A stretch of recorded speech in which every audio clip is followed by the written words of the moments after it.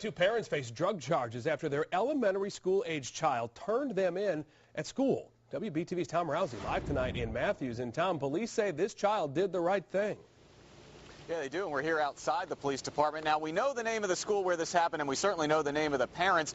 We're keeping them from you, even though we hate to do that, but only for one reason. That is, police really want to protect the identity of this 9-year-old so the whole world doesn't know that he basically turned in his parents. One thing I can tell you, though, check this out right here. This is part of the DARE program that police here in Matthews do with 5th graders. This is a book that they give all the 5th graders. Well, they gave it to this 5th grader last week, and it was last week they were going over this lesson right here. It's all about marijuana and the dangers of it. Well, the lesson made such an impression on the 11-year-old that he literally brought marijuana cigarettes that his parents owned to school so he could turn them in.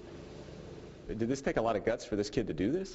Certainly. Matthews police officer Stacey Terrell says this is an example of the DARE program working. In this case, it happened to be taking place in the child's own home. The DARE officer spends time teaching 5th graders at Matthews' 3 elementary schools, and he teaches the kids the dangers of drugs, tobacco, and alcohol. The section on marijuana obviously got the 11-year-old boy's attention. Even if it's happening in their own home by their own parents, because of what we're teaching them, they understand that that's a dangerous situation. Knowing full well the seriousness of it, he still came forward and reported it to the law enforcement.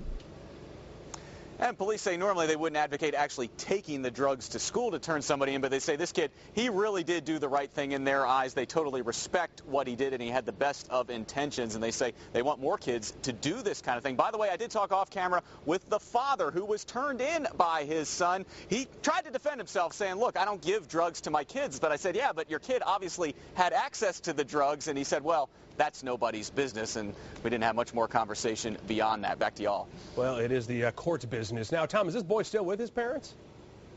He is not at the moment. Social Services was contacted in this case, and actually he and a sibling are staying with relatives right now, and it's all being monitored by DSS, Jamie. Boy, quite a story. Tom Rousey live in Matthews. Thanks, Tom. And tonight both parents are facing drug possession and paraphernalia charges.